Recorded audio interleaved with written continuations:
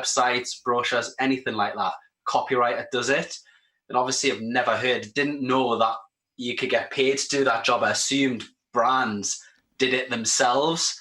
And so I started looking into it, and it's one of those things where I was like, I could study copywriting and then I could go around all the agencies in Newcastle and put my kind of fate in someone else's hands, like a creative director's hands, and sort of struggle and sort of get a job that way. Or I thought, I could just do it myself and then build up my own portfolio that way. So that's Can I what I ask you did. a question?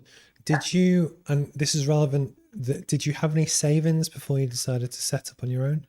So what I did was I got back in December 2018, it was, I think, and already had scoped out what copywriting course I was going to do. So I started there and did that course. So I actually went back into teaching to kind of fund while I was doing that.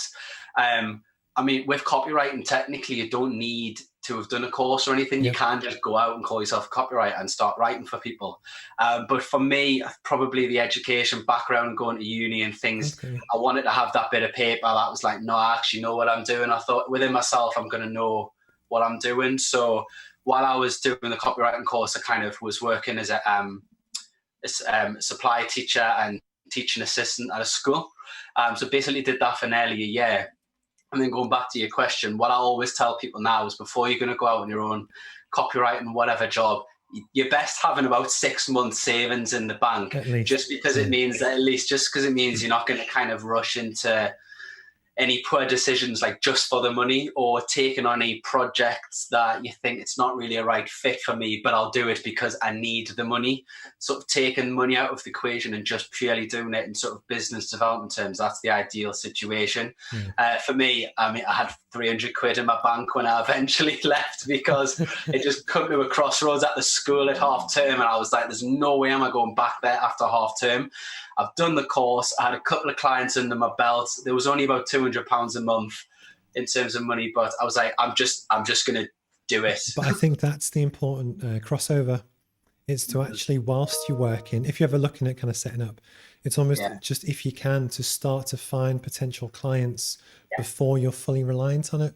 And at least then it mitigates the risk a little bit, as opposed to just quitting your job, think, shit, what am I going to do? And then start from scratch. Exactly.